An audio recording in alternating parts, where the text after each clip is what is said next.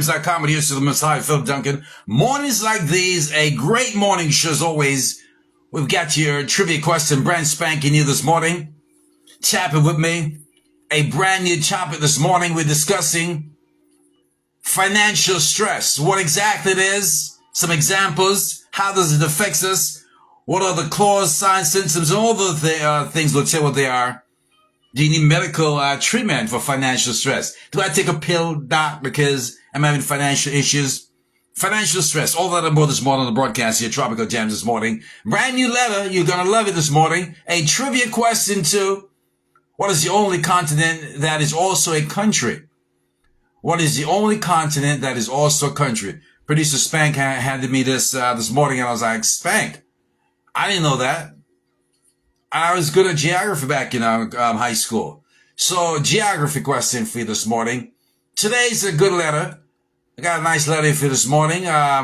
Young woman, after separating from her ex, turns out years later, 7 years to be exact, that he's now her boss. She ran away from him, and hey, I haven't seen the guy in 7 years. Got her dream job, and when she walked into the damn office, who is the person in charge? Who is the boss guy? My ex is now my boss. 7 years later. We'll get into that later this morning on the broadcast. Scripture today comes to us from Psalms 5 verse 1.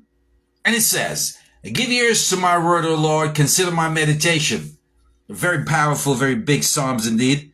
Give ear to my words, O Lord, consider my meditation. Basically, we open up the Psalms, again attributed to David, where he urgently and eagerly asked God to listen to his prayer and pay attention to his heartfelt thoughts or groaning. The verse reflects on a deep sense of personal need and the importance of honest, earnest communication with God. Now, are you having these honest, earnest communication with God? Are you? And whoever your God is, your maker, you need to if you're not. Take it from me. All right?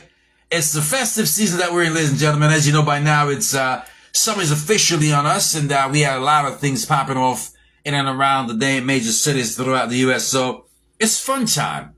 I enjoy summer for one. Although a married man, I enjoy seeing pretty women wearing nice, sexy attire, looking all good. You know, shorts, dresses, all of that. But then again, pretty toes. I'm a toe kind of guy. I love seeing pretty feet. Ladies, listen, if your toes aren't done up and you don't have pretty feet, do not leave the house. And if your toes, your nail polish is dinged or botched, do not leave the house. Dab a little polish over them to cover the chip part of the nail polish. Doesn't look good. It's not sexy. And also bear in mind, ladies, I should do a piece on this on It's Your Health on a Tuesday. The overuse, the overexposure of nail polish could be detrimental to your overall health. The chemical, the things they put in nail polish could affect your health, ladies. So all those women who polishes their nails throughout the winter months, you know, I can see, and even the summertime, if you're living in a warm tropical climate, you live in Florida, the Hawaii, the Caribbeans, yeah, you gotta let your toenail breathe, ladies. Hey, take it from me. I can just tell you that things that I've seen. After a while of using nail polish continuously, your toenails or fingernails become brown, starting to get black underneath. Yes, it's the erosion, the wearing of your pigment, your natural pigment. Shouldn't be black or brown. As a result, you need to not wear polish so often. Give your time, your cuticles and your nails some, time to breathe naturally in its own. Take it from me. All right? And, again, it's a little much. I get my nails done, pedi, manicure, all that. But when they ask me to put that, shine thing over it, polish, I refuse. It's a little much, if you know what I mean. It's a little, fellas, it's a little, I don't party like that at all. Yeah. To all the people, the guys that does it, though, I got an associate of mine, colleagues that do it. Get their nails polished. I'm not one of those guys. Again, brand new letter this morning. My ex is now my boss. 7 years later. It says here, this letter came in from a listener, and honestly, is given scandal attention and a masterclass in awkward when it comes to corporate reunion. It's a good one, though. It's a very nice letter.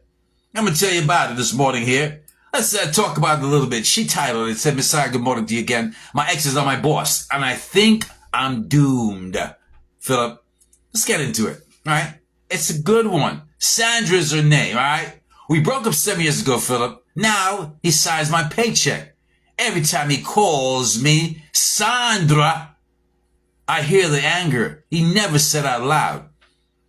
They say time heals everything. I believe that until I walked into the conference room and my dream job.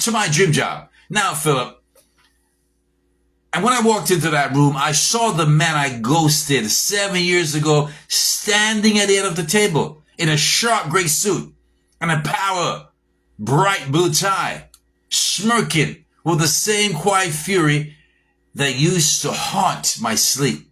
His name's R. Alexander. Once, he was everything to me, Philip. I mean, everything to me. Now, he's my boss. Yeah, he's my boss. And I swear, he's not over it. It wasn't supposed to be like this.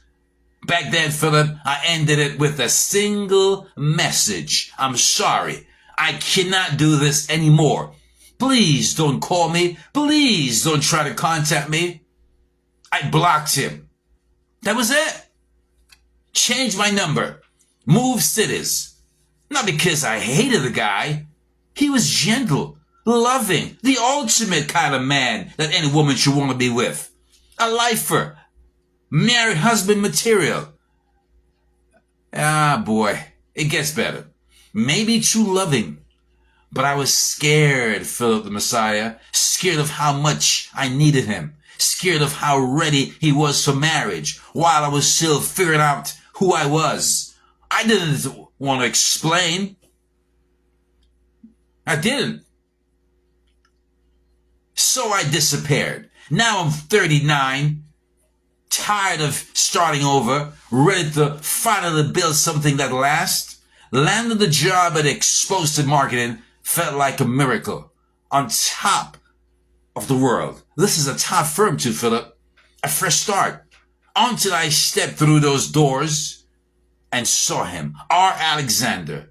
Older, sharper, ice in his gaze. He didn't flinch. He did not smile. See my giving? Didn't smile. Just said, Sandra, we've been expecting you. That's 3 months ago. Since then, he kept it professional. But I feel the tension in everything. It gives me the hardest assignments. Correct me publicly. Say, Sandra, like it's both respect and punishment. Everyone else thinks he's just tough on new staff, but I knew better. He remembers. Then came last Friday. He summoned me to his office. We're flying out the country and we're going to Abuja. For the Investors Summit, and you're assisting me directly. We're flying to Abuja. Alright? And you're assisting me directly, he stated. Alright, so it gets better. I try to push back. Sir, there are senior associates whom he cuts me off. You have a problem, Sandra? I didn't, not officially, but inside I was screaming. The flight silent.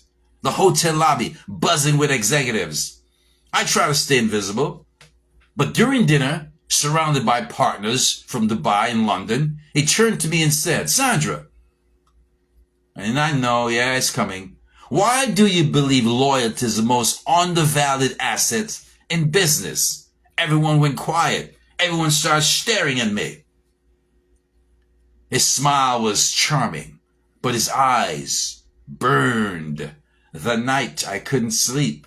At 2:13 a.m., there was a knock. I opened the door, and there he was, R. Alexander, looking all good. Tie loosened, sleeve rolled up, calm voice, storm in his eyes. May I come in? I was frozen. I just stood there. I stepped aside. I let him in. He walked in. Took his time, looked around, then turned to me. Why did you do it? Why did you do it? I stared at the man I once loved, the man who made me feel so safe and seen. And now I'm broken. I'm broken down. I was afraid, I said. You loved me so much. It felt like drowning. I didn't know how to love you back. Alexander, I didn't. So I ran. He was silent. Then he asked, and now? I looked up. And now I wish I hadn't. He nodded. Walked towards the door, paused. Get some rest. Early call tomorrow. Then he left. I felt something. I was hoping at least he'd embrace me. Or maybe. I haven't been involved with a man since then, 7 years. I was yearning that Alexander to embrace me and do something more. Good morning, Charles. Rickety was popping. But back at the office, things shifted. He wasn't cold anymore, but he wasn't warm either. He was deliberate. Alexander. The following week, there was a leadership restructuring meeting. My name was on the short list of promotion. People were stunned. So was I. But the real surprise came the next morning. A small envelope on my desk. No HR logo. No name. Just 5 words. You still owe me closure. Ha ha! Our Alexander is getting in on her. Now that it's complicated, it is still revenge, or is he holding space for a second chance? What would you do if your ex became your boss? That's the $1 billion question. What would you do if your ex became your boss? Let us know. Tap in. Text. Hit me up right now. Philip Duncan Instagram. Philip Duncan Facebook. Or Philip Duncan straight up on Facebook. Hey, let me know. I want to hear you. Sound us off. This could be a damn movie, Charles. That's what I'm talking about. Your ex is now your boss. Sad just having it. And yes, our Alexander, in a very, very diplomatic fashion, the gentleman, I could see myself doing some shit like this. Yeah. He's doing the damn thing to her. She doesn't know. Maybe I'd have banged her up that night during the hotel. Because he know he still got her. But yeah, that's how us men do it. Player, baller, top shot caller. That's how you do it. I got a brand new trivia question. Stick around for that in just a little bit. A thought of the day, plus the top 7 biggest stories covering the globe. All those things and more. Financial matter. We'll talk some finances in a minute. Stick around, ladies and gentlemen. We do this every morning like this. It's the Messiah, Philip Duncan. Mornings like these. Tropical Jamz, tropicalgems.com. We're inside the Soca set. Good morning to you, and great to have you on. Back in a few. Yeah, baby. Our Alexander got her bugged down. All right. We're going to take a pause to the cause. Back in a few minutes. Capturing content. Fellas, good to hear from you, everybody. Ladies and gentlemen, back in a few. Keep the show going. Go to philipduncanradio.com or Philip the Messiah, tropicalgems.com. Tropicalgems.com or philipduncanradio.com. Either way, you can listen to the station. 24 hours, hear the music, all the content, baby. Back in a few. Blessings, fellas, Ricky, Charles, and everybody else. Sandra, Monique, Instagram, Facebook.